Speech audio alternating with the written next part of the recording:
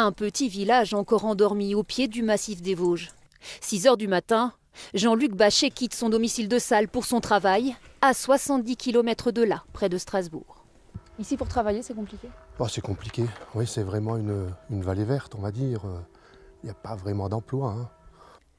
Alors, seule solution pour ce technicien hospitalier, aux horaires décalés, prendre sa voiture chaque matin 140 km aller-retour et une facture qui ne cesse de s'alourdir en même temps que le prix du baril et que les taxes sur les carburants. Au début, quand je roulais, quand je faisais mon plein d'essence, il était à 1,04, 1,05, ça allait. Maintenant, ça a pris, on va dire, 40% d'augmentation. J'en suis à 2800 € par an, 2900 € par an de carburant, rien que pour le travail. 60 € de plus chaque mois pour le carburant et de nouvelles hausses de taxes annoncées pour janvier. Avec sa femme retraitée, Jean-Luc a déjà dû faire des choix. On va moins se promener le dimanche, voilà, on va moins au restaurant. Je ne sais pas si ça va continuer, comment on va faire, quoi. Une inquiétude partagée par beaucoup d'habitants dans cette vallée de la Bruche.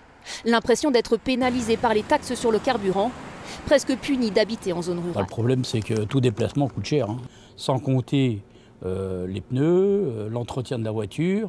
C'est vrai que ça vient vraiment aujourd'hui handicapant, je dirais, pour sortir quand même des villages.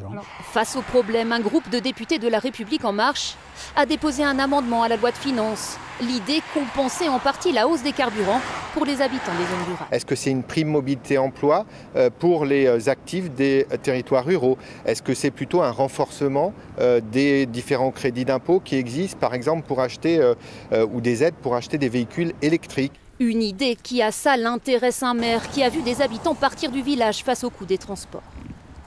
Quand on gagne le SMIC et qu'on subit, alors qu'on passe déjà 2 à 3 heures par jour dans sa voiture, je crois qu'au bout d'un moment, la corde va rompre et c'est vrai qu'il faut pouvoir soutenir ces gens-là. Reste à savoir si l'amendement sera adopté et quel niveau pourraient atteindre les aides pour les ménages.